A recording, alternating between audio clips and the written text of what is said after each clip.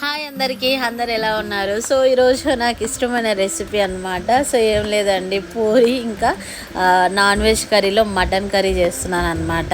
ఎందుకు నేను ఇంత సంతోషంగా చెప్తున్నానంటే, నా చిన్నప్పుడు మా అమ్మమ్మ వాళ్ళ ఇంట్లో పండగ అయినా కానీ ఎవరైనా చుట్టాలు వచ్చినా సరే మా పిన్ని వాళ్ళందరూ కలిసి పూరీలు చేసేవారు. ఇప్పటికీ కూడా మేము విలేజ్కి వెళ్ళినా కూడా మా అమ్మమ్మ వాళ్ళైనా పిన్ని వాళ్ళైనా పక్క పూరీలు చేస్తారండి. ఎంతమంది ఉన్నా సరే పాపం ఓపిక చేసుకొని మేము అందరం కలిసి పూరీలు చేస్తాము.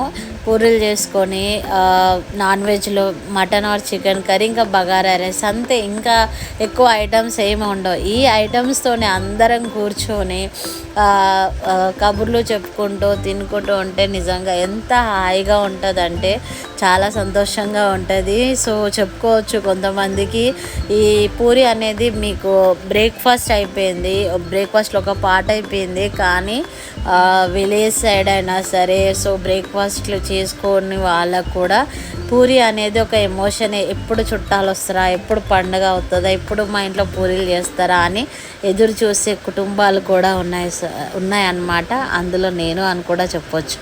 ఓకేనా? ఎలా ఉందో కామెంట్ చేయండి.